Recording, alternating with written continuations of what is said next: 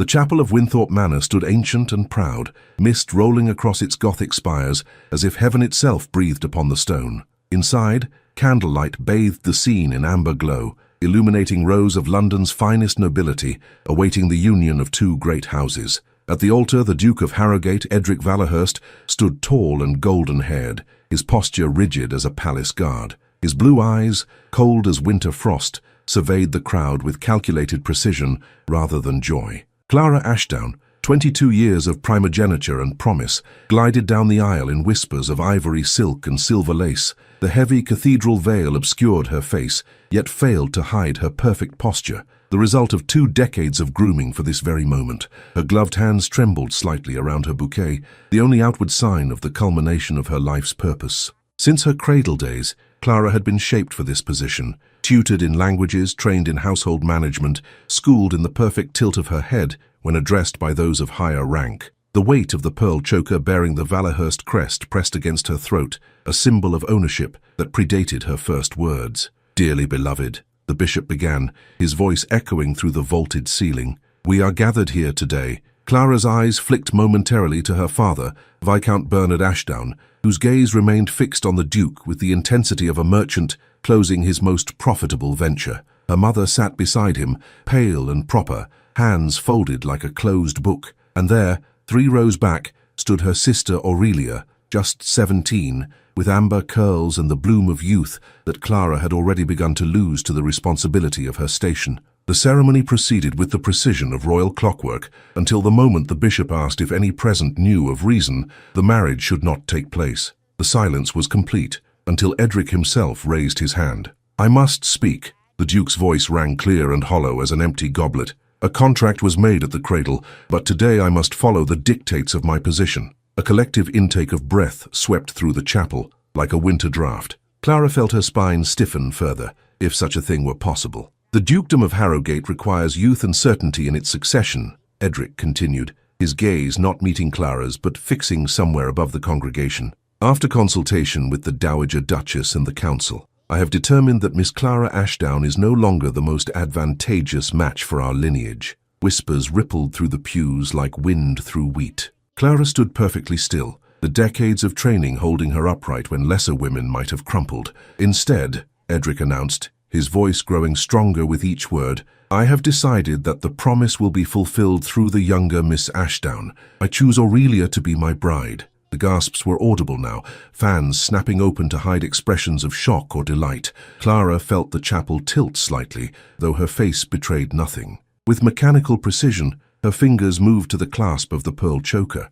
The weight of 100 eyes burned into her skin as she unfastened the Valahurst heirloom, the symbol of 20 years of preparation. "I return what was never truly mine," she said, her voice surprisingly steady. She placed the pearl choker on the velvet cushion before her, the Valahurst crest facing upward. "May your house continue to prosper, Your Grace." Clara turned, chin raised to a precise angle that spoke of dignity rather than defeat. She walked past her father, whose face had hardened into a businessman's mask of recalculation, past her mother, whose eyes could not meet hers, past the rows of nobility whose whispers would fuel London gossip for months to come. The cathedral veil trailed behind her like the mist that shrouded the chapel grounds, gathering dust from the ancient floor, a fitting metaphor for dreams that would never see light. As she reached the heavy wooden doors, Clara heard her father's voice rising in negotiation behind her, already discussing terms for Aurelia's transition to the position Clara had been denied. Outside, the English fog swallowed her whole.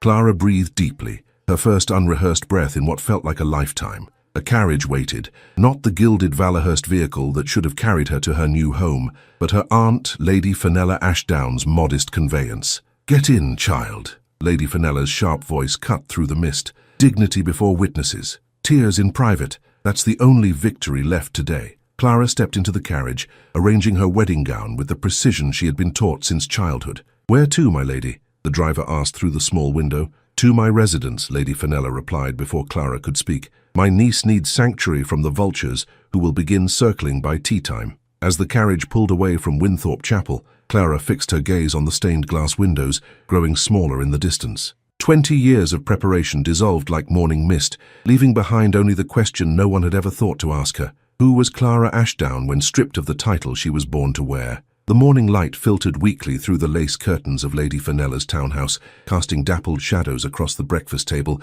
where Clara sat motionless, her tea growing cold before her. 2 weeks had passed since the chapel, 2 weeks of hiding behind drawn curtains while London society dissected her humiliation in drawing rooms and gossip columns. "You cannot hide forever," Lady Fenella declared, sliding the latest edition of the Mayfair Gazette across the table. "Lady Marrow's poison pen has been particularly productive." Clara's eyes reluctantly fell upon the society page. There, in elegant typeface, the headline screamed, "The Replaced How Age Withers. Even the most carefully tended bloom." Her fingers tightened around her teacup. "I have no intention of providing further entertainment," Clara replied, her voice steady despite the flush creeping up her neck. "Let them feast on my absence." Lady Fenella snorted, a most unladylike sound that had cost her 3 potential suitors in her youth. "Absence feeds speculation. Presence rewrites narratives." She tapped a finger on another notice in the paper. "Lady Worthington's literary salon convenes this evening.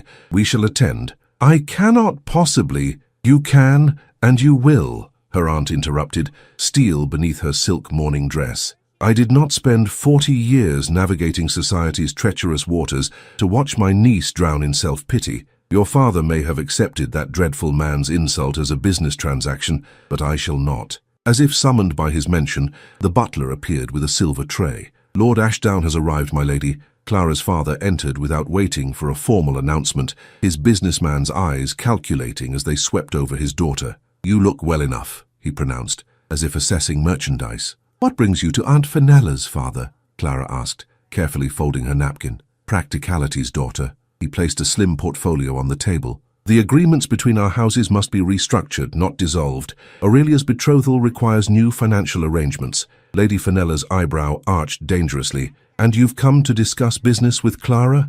How remarkably considerate after abandoning her to scandal." Lord Ashdown's jaw tightened. "Family matters remain private, Fenella. Clara understands duty." "I understood duty for 20 years, father," Clara replied, her voice soft but steady. "What does duty require of me now that I am surplus?" "Discretion," he answered immediately. "A modest allowance will be provided for your comfort, conditional upon your maintaining appropriate silence regarding the change in circumstances. No public scenes, no indiscreet comments that might reflect poorly on your sister's position." Clara felt something inside her shift, like a book opening to an unread page.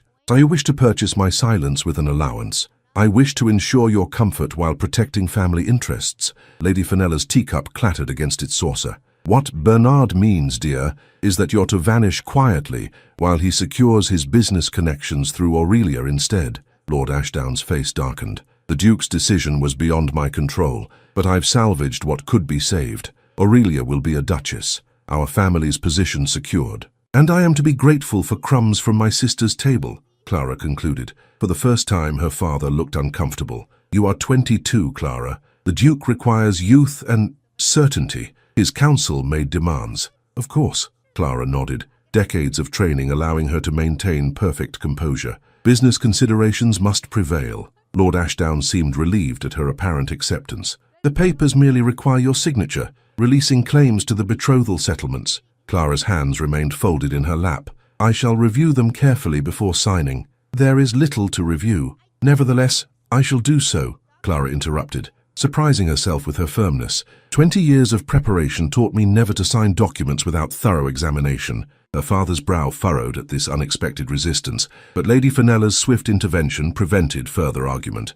"We have engagements this evening, Bernard. Your business must wait." After her father's departure, Clara sat motionless, staring at the papers he'd left behind. "You needn't sign if you don't wish to," Lady Fenella remarked, studying her niece with newfound interest. "What choice do I have? Father controls my dowry, my future." Lady Fenella's smile was sharp as cut crystal. "Choice, my dear, begins with deciding what one truly wants." Before the chapel, did anyone ever ask what Clara Ashdown desired? That evening, Clara found herself in Lady Worthington's salon, clutching her aunt's arm as they entered the brightly lit drawing room. Conversation dimmed momentarily as heads turned, fans opened to shield whispers. "Chin up," Lady Fenella murmured. "You are not the first woman London has attempted to bury before her time." The salon gathered an eclectic mix of society, writers, artists, and nobles with intellectual pretensions. Near the fireplace stood a man Clara didn't recognize, tall and dark-haired, with a bearing that spoke of authority without Edric's cold rigidity.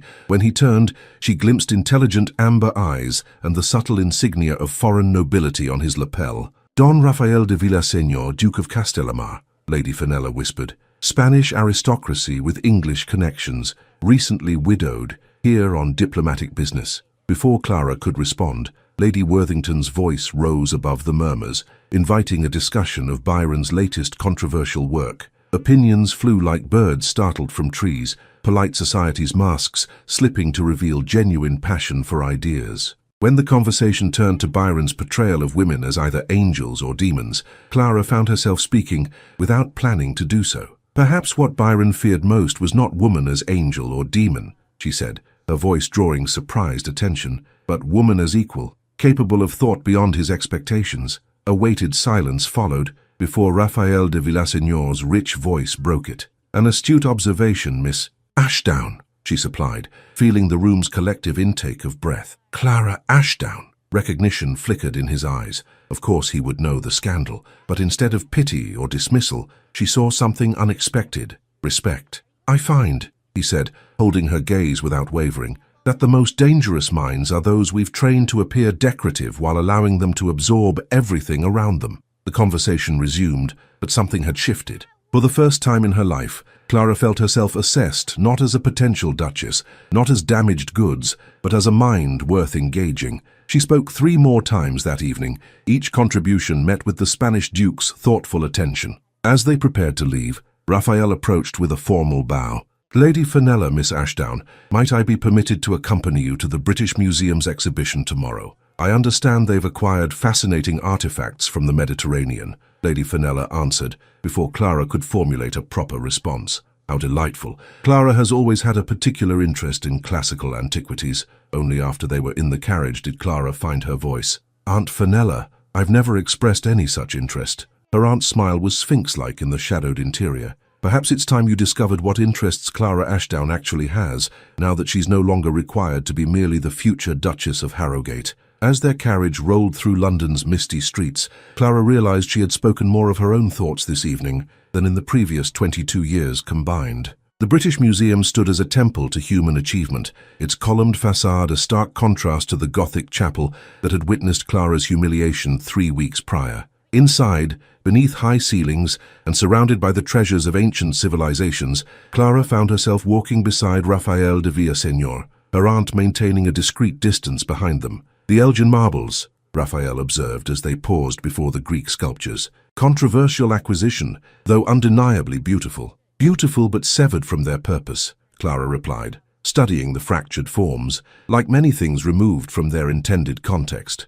Raphael glanced at her, amber eyes thoughtful. "You speak from experience, Miss Ashdown?" "Perhaps," she acknowledged, adjusting her opal glove, a gesture she'd performed thousands of times in society drawing rooms. "Though I find myself wondering if my intended context was ever the right one." They moved through galleries of Egyptian artifacts, Roman mosaics, and Persian treasures. With each exhibit, their conversation deepened beyond polite observation into genuine exchange. Clara found herself offering opinions she hadn't known she possessed on art, history, and the politics of empire. "You have an uncommon mind, Miss Ashdown," Raphael remarked as they paused before a display of navigation instruments, one trained to observe and calculate. "I was taught to manage a ducal household," Clara replied. "Logistics, accounts, diplomatic correspondence, all presented as feminine accomplishments rather than the administrative skills they truly are." Raphael smiled, a warm expression that reached his eyes. "In Castellamar, we value such skills without disguising them as ornamental virtues.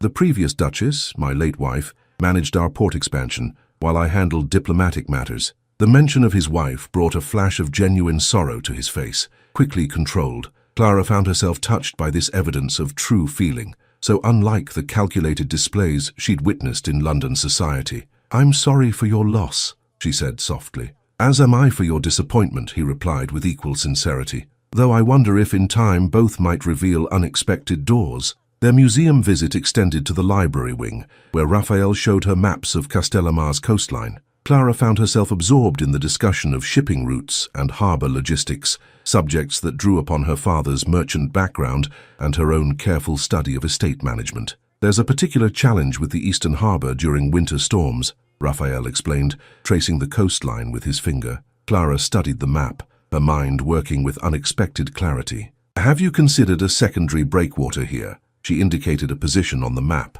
The prevailing currents suggest it would provide additional protection without disrupting the shipping lane. Raphael's expression shifted from polite interest to genuine surprise. That's precisely the solution our harbor master proposed last season. He studied her with new appreciation. You see patterns others miss, Miss Ashdown. Before she could respond, Lady Fenella approached with a rustle of silk. I hate to interrupt such fascinating maritime discourse, but we have another engagement to consider. As they departed the museum, Raphael bowed over Clara's hand. I have matters of trade to discuss with several merchants tomorrow, he said. Perhaps you might accompany me. Your insights would be valuable. Lady Fenella answered for her niece once again. Clara would be delighted. Her father is Lord Bernard Ashdown. His shipping connections were quite extensive before he focused on his estate. Only in the carriage did Clara question her aunt's strategy. You seem determined to throw me into the Spanish Duke's path. Not throw, dear. Position advantageously. Lady Fenella adjusted her shawl.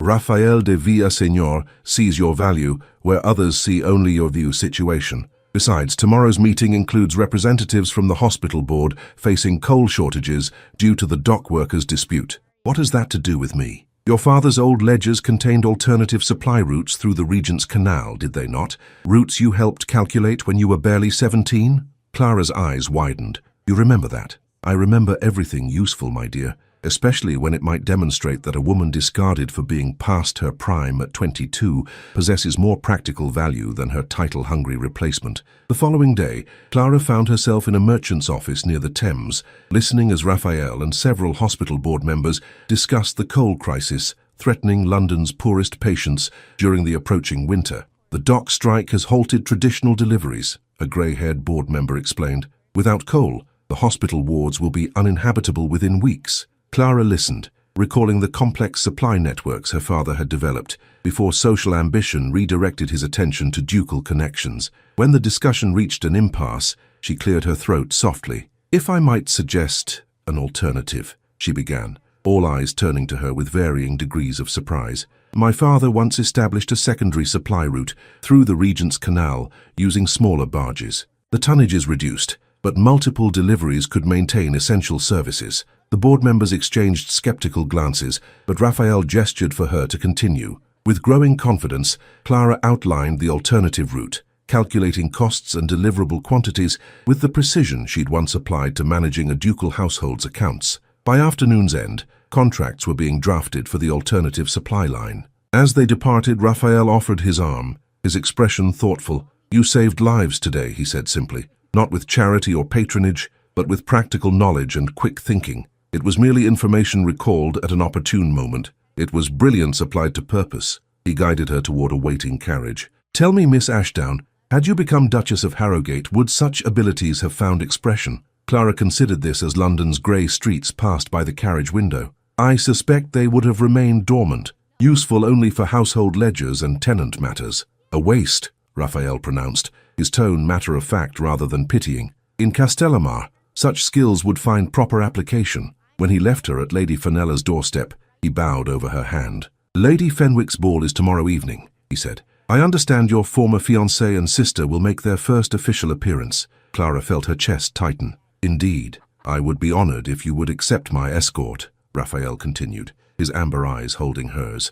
London society's memory is short when presented with a more compelling narrative. That night, Clara stood before her mirror, examining the face that had been deemed insufficient for a duke's lineage. The woman who gazed back seemed different somehow, less ornamental, more substantial. Will you accept his invitation? Lady Fenella asked from the doorway. To be paraded as an object of pity or speculation? I think not. Her aunt approached, studying Clara's reflection alongside her own. Is that how you see his attention? As pity? Clara recalled Raphael's expressions when she spoke of shipping routes and coal supplies, not indulgence, but genuine respect. No, she admitted, not pity. Then perhaps consider this, Lady Fenella suggested. Tomorrow night presents a choice: remain hidden and confirm their judgment, or appear transformed and rewrite your story before their eyes. Clara's fingers traced the cameo at her throat, her mother's gift engraved with fortis animo, strong in spirit. If I attend, she said slowly, I'll need a dress unlike anything prepared for the Duchess of Harrogate."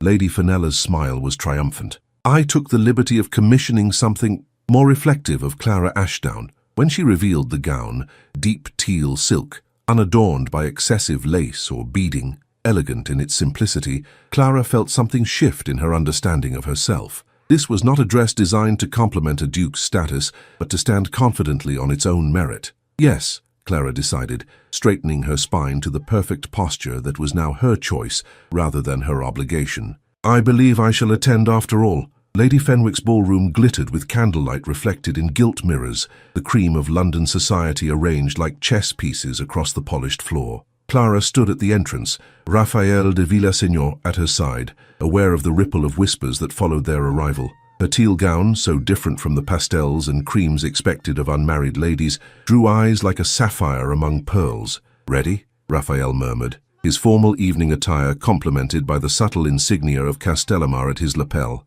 Clara drew a measured breath, lifting her chin to the precise angle that once signified ducal expectation and now declared personal dignity. "Quite ready." They moved through the crowd with deliberate grace, acknowledging acquaintances with perfect composure. Lady Fenella had positioned herself strategically near Lady Marrow, the Mayfair Gazette's most vicious columnist, ensuring their arrival would not go unremarked in tomorrow's edition. "Miss Ashdown appears remarkably composed for one so recently disappointed," Clara overheard Lady Marrow commenting, "and in the company of foreign nobility no less." "The Duke of Castellamare values substance over ornament," Lady Fenella replied loudly enough to carry. "Qualities grow more refined with maturity, unlike the green fruit some prefer to pluck before ripening." Clara suppressed a smile at her aunt's pointed reference to Aurelia's youth. She had no quarrel with her sister, who was as much a pawn in their father's ambitions as she had been. The true architects of her humiliation, her father Edric and the Dowager Duchess, deserved whatever social discomfort might come their way.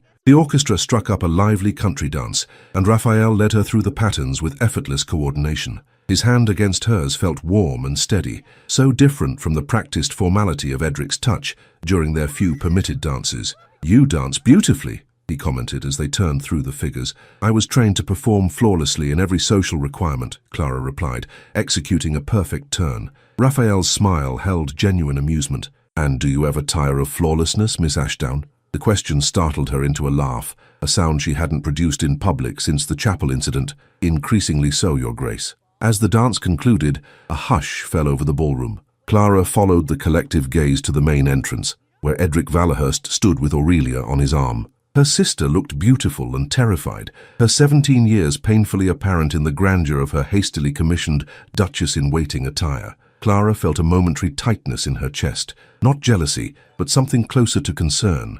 Aurelia's eyes darted across the crowd like a trapped songbird, while Edric's posture remained rigid with ducal purpose rather than protective care. "Your former fiancé appears every inch the nobleman," Raphael observed quietly. "Yet I find myself wondering if he understands the difference between possessing a title and embodying its responsibilities." Clara watched as the crowd parted for the newly betrothed couple. Edric was born to his position, while I was manufactured for mine. Perhaps neither of us had the opportunity to discover our true nature beneath the expectations. The orchestra began the opening notes of a waltz, the first of the evening, traditionally led by the highest-ranking couple present. Edric guided Aurelia to the center of the floor, his movements precise and controlled. Raphael turned to Clara, his amber eyes warm in the candlelight. "Would you do me the honor of this dance, Miss Ashdown?"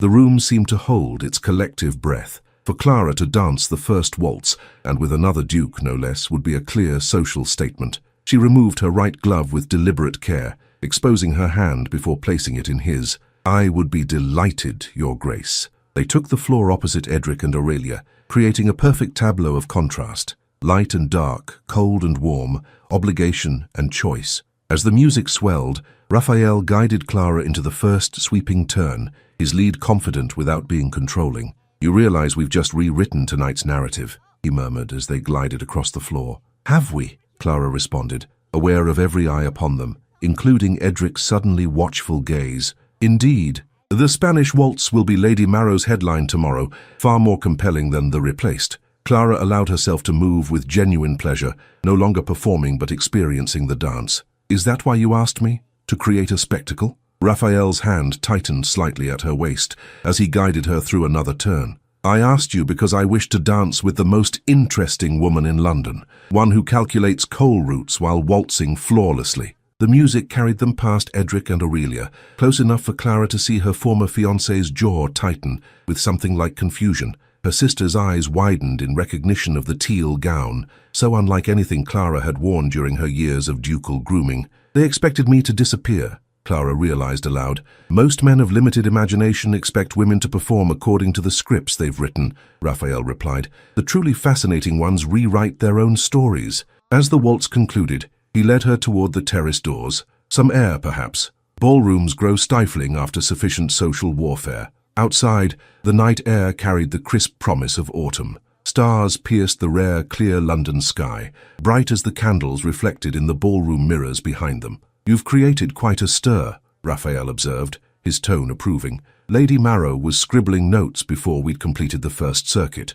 "Let her write," Clara replied, surprised by her own indifference. "I find I care less for London's opinion with each passing day." Raphael studied her, his expression thoughtful. "May I speak plainly, Miss Ashdown? After coal routes and harbour designs, I believe we're beyond ornamental conversation, Your Grace." His smile acknowledged her point. "Very well. I return to Castellamar next month. My diplomatic business concludes, and duties await." He paused, seemingly choosing his words with care. "I find myself reluctant to leave certain connections behind." Clara felt her pulse quicken, despite her carefully cultivated composure. "Business connections, Your Grace. Personal ones." His amber eyes held hers without wavering. "In particular, a connection with a woman whose mind intrigues me as much as her courage impresses me." "You've known me barely 3 weeks," Clara pointed out. "I've known the essence of you, the mind behind the training, the strength beneath the manners. Time adds details but doesn't alter fundamental character." From the ballroom came the sound of another dance beginning, the world continuing its familiar patterns, while Clara stood at the edge of something entirely new. "What exactly are you proposing, Your Grace?" "A choice," Raphael answered simply. "Not a rescue or a replacement for what was lost, but a partnership based on mutual respect and genuine affinity." He reached into his pocket, withdrawing a small velvet box. "I had this brought from Castellamar after our first real conversation at the museum." Inside lay a ring unlike any Clara had seen in London's jewellery shops, a deep blue sapphire set in warm gold, its facets capturing starlight rather than merely reflecting it. "Not pearls or diamonds," Raphael explained, "but a stone valued for its intrinsic qualities rather than its conventional status, much like the woman I hope will wear it." Clara looked from the ring to his face, searching for signs of calculation or advantage-seeking. She found only honest regard, and perhaps something deeper still developing between them. "This is not a replacement offer for a lost dukedom," he continued. "Castellamar has its own challenges and rewards, its own expectations and freedoms. I seek not an ornament for my title, but a partner for my life and work." "My father will expect certain financial arrangements," Clara warned, practical even in this moment. Raphael's expression grew serious. "I offer terms of my own, no entanglements with past obligations, no carrying of family debts into our future. You would come to Castellamar free of London's constraints, judged only by what you build there with me." Inside the ballroom, Clara could see Edric and Aurelia moving through the figures of a country dance, their faces set in aristocratic masks. Outside, beneath the stars, Raphael waited for her answer with the patience of a man who valued considered thought-over impulsive emotion. For the first time in her 22 years, Clara faced a question with no predetermined answer, no expected response crafted by years of training. The choice was entirely, terrifyingly, her own. She extended her ungloved hand. "Yes," she said simply, "not as the woman groomed to be a duchess, but as Clara Ashdown,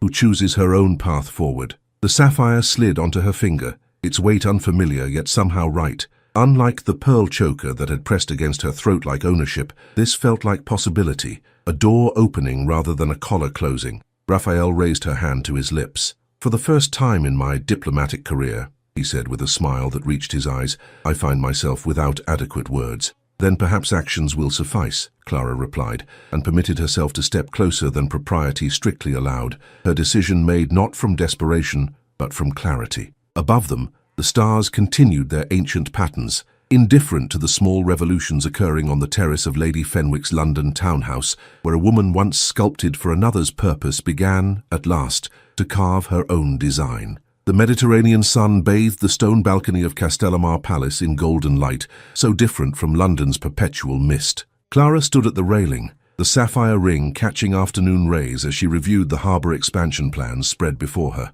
6 months had transformed her life from the rigid expectations of a ducal bride to the purposeful partnership of a duchess who governed alongside her husband rather than beneath him. The eastern breakwater construction begins next week, she noted, making a precise annotation on the chart. Just in time for the spring shipping season. Raphael approached from the study, his formal diplomatic attire exchanged for the more comfortable linen suited to Castellamar's climate. The harbour master says your calculations saved us 3 months of planning and considerable expense. Clara smiled, no longer measuring the exact degree of her expression as she once had in London drawing rooms. Father's shipping ledgers proved unexpectedly valuable after all. Speaking of which, Raphael said, placing a sealed letter on the table beside her plans, this arrived from England this morning. Clara recognized the Valahurst crest pressed into the red wax, Edric's official seal. More surprising was the handwriting beneath it, Aurelia's delicate script rather than a secretary's formal hand. My sister writes rather than her husband, she observed, breaking the seal with careful fingers. The letter inside was brief but startling in its content. Dearest Clara, I write not as the Duchess of Harrowgate, though I am that now in title if not yet in confidence, but as your sister in desperate need of counsel. The old ledger father kept of his business with the Valahurst estate contains provisions I've only now discovered, clauses that may threaten my child's future claim. Yes, sister, I am with child, though it is too early to announce publicly. What should be joyous news is shadowed by the Dowager Duchess's discovery of father's loan to the previous duke, with terms that could invalidate inheritance rights, if not properly addressed. Only you understand both father's business methods and the workings of a ducal estate. I beg you, if not for me, then for my unborn child, to help untangle this final knot between our families. Your sister, Aurelia Clara, lowered the letter, her mind already working through the implications. The Ashdown ledger had been her father's most closely guarded document, recording loans and arrangements that had financed his social ascent. Trouble? Raphael asked, noting her thoughtful expression. A complication from the past, Clara replied, briefly explaining the situation. It seems my father's ambitions left more tangled roots than even he realized. Raphael studied her face with the attention he'd shown since their first real conversation at Lady Worthington's salon. Will you help her? Clara gazed out at the sun-drenched harbour of Castellamar, so far from the fog-bound constraints of London society. Here, she had found purpose beyond performance, partnership beyond position. The woman who had been rejected at the altar had disappeared, replaced by one who made decisions based on capability rather than obligation. Yes, she decided, folding the letter carefully. Not because she is Edric's wife or because my father would wish it, but because she is my sister, and her child deserves freedom from the past's constraints. She turned to face her husband fully. Would you mind terribly if we postponed our trip to Valencia until this matter is resolved? Raphael's smile held the warmth that had first drawn her attention in a world of calculated social maneuvers. Castellamar's Duchess making diplomatic decisions. I believe that falls well within our partnership. Clara reached for his hand, her movements natural rather than prescribed by etiquette manuals. I never thought I would say this, but I'm grateful for that moment at the altar, when everything I'd been trained for crumbled away. As am I, Raphael agreed, raising her hand to his lips in a gesture that had become familiar, yet never routine. Though perhaps we might express gratitude without inviting the Valahursts to our anniversary celebration. Clara laughed, a free sound that still occasionally surprised her with its authenticity. The sun continued its westward journey, bathing the stone terraces of Castellamar in amber light that turned the sapphire on her finger to liquid blue. I shall write to Aurelia tomorrow, she decided. Perhaps we can resolve this without returning to London. The Ashdown ledger has a duplicate in father's old solicitor's office. Raphael nodded, his expression thoughtful. Whatever you decide, remember that you act now from choice, not obligation. The woman who left that chapel with her head high has become a duchess on her own terms. Clara touched the cameo at her throat. Fortis animo, strong in spirit. The woman groomed for 20 years to be a perfect duchess had found greater strength in imperfection, greater purpose in partnership than in possession. From below came the sounds of the harbour, sailors calling, merchants negotiating, the rhythmic work that connected Castellamar to the wider world. Unlike Harrogate's isolated grandeur, this dukedom thrived on connection and exchange, values reflected in its duke and now its duchess. I believe I shall invite Aurelia to visit after her confinement, Clara mused. The Mediterranean air would benefit both mother and child, and perhaps seeing a different model of nobility might expand her understanding of what's possible. A diplomatic solution, Raphael approved, though I suspect the Dowager Duchess might object to her grandson being exposed to our unconventional arrangement,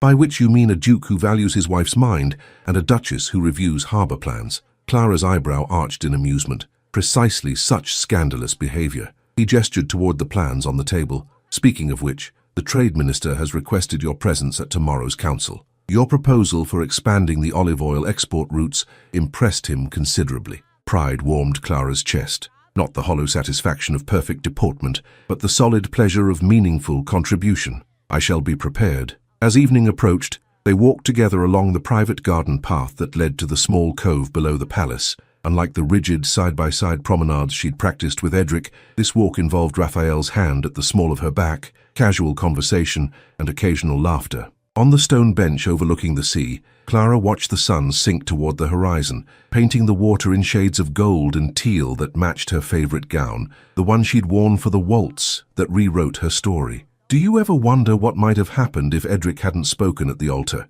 Raphael asked. Clara considered this alternate history, where she had become Duchess of Harrogate as planned. I would have performed my role perfectly, she said finally, and never known what it meant to choose. The sapphire caught the last rays of sunlight as she turned her hand, sending blue fire across the stone bench. Sometimes, she said softly, what appears to be our greatest humiliation becomes our path to freedom. Raphael's arm circled her shoulders as the first stars appeared above the darkening Mediterranean. To freedom, he agreed, and to the woman who walked out of a chapel and into her own story. Below them, the lights of fishing boats began to twinkle along the coastline, and Clara Ashdown, Duchess of Castellamar by choice rather than convention, leaned into the future she had never been trained to imagine but had found the courage to create. If this tale touched your heart, imagine the hidden chapters waiting for you. As a cherished member of our Victorian Love Stories Club, you'll unlock secret romances, exclusive tales, and noble rewards crafted just for you. Join our circle of devoted readers and listeners and let the manor doors open wider for you. Explore the privileges awaiting in our channel membership. Your place in our noble family is ready.